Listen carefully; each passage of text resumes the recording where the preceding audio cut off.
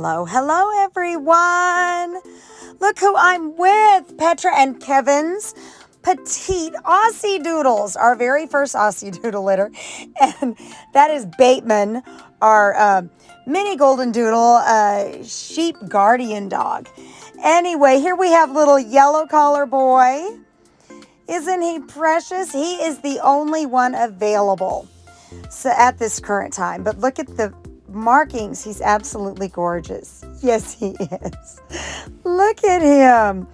He is getting bigger. He's about almost the size of Blue Collar Boy. So he is actually really, really matured and kind of grown up in there. But he has that tiny little bobtail.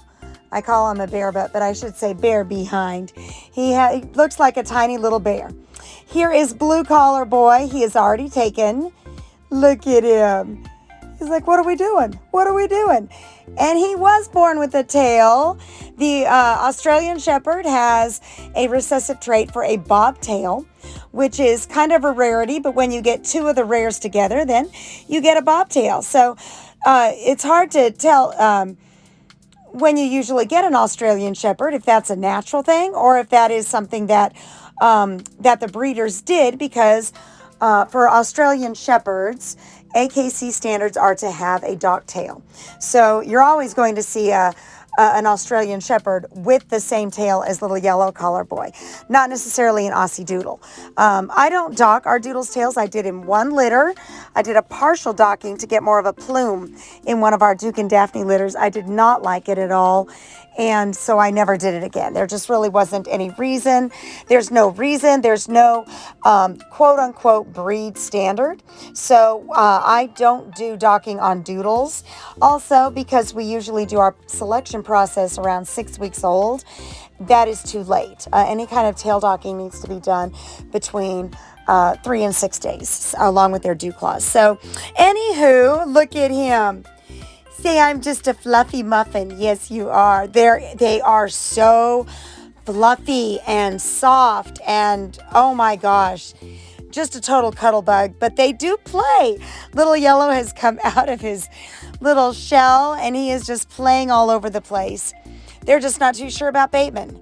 Bateman visits them over in my house. So right now, during the final week, a puppy is at Lamgo Farms. They are moved from the nursery to my house where I am with them all night long. So, of course, we work in the nursery. There is somebody in the nursery almost at all times. They have a few hours in the day where they're by themselves. But otherwise, there's always somebody in there. But in the final week, I need to be working on their training, their potty training, their crate training. They start crate training before they move over to the house. But anyway, so my house is crazy. It's kids, puppies everywhere. But the AussieDoodles are actually, they've moved into the house a little early. There's just 2 of them and they're a little bit spoiled. They get constant time with me and the kids. So they're my little babies. It's gonna be hard to say goodbye, especially to this little pumpkin. Yes. He's just kind of got my heart. I don't know. It must be the little butt. But anyway, both of these babies, these are 2 little males, I should say. And they both have beautiful blue eyes. They have their mama's blue eyes. They have their daddy's so sweet personality. They're just awesome. So anyway, so we are at the 6-week mark and we will be giving them their vaccinations this week. And they will have, I will give you reading material this week, email reading material, which will let you know when the next set of shots needs to be given and exactly what vaccinations were given to them this time around so that you can give that information to your vet when you're making your first vet appointment. It is not too early to be going ahead and making those first vet appointments. Veterinarians are incredibly booked up right now, so I recommend way before you take home your puppy, go ahead and make that appointment. Ideally, you should wait until you pick your puppy so that you can tell them.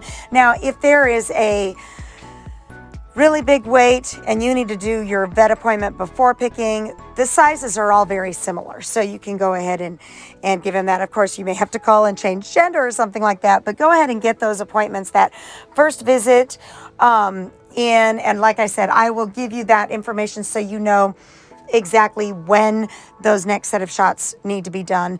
Really, you don't need to get to the vet until the second set of shots are due.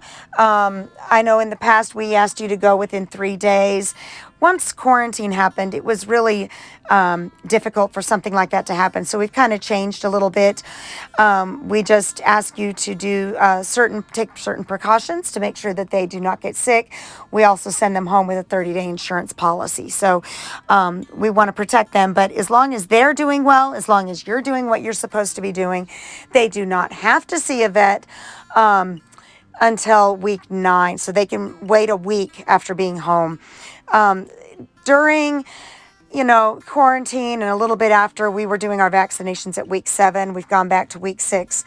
And so we'll see how that works for everybody. Look at him. Look at you. And they have those cute little noses.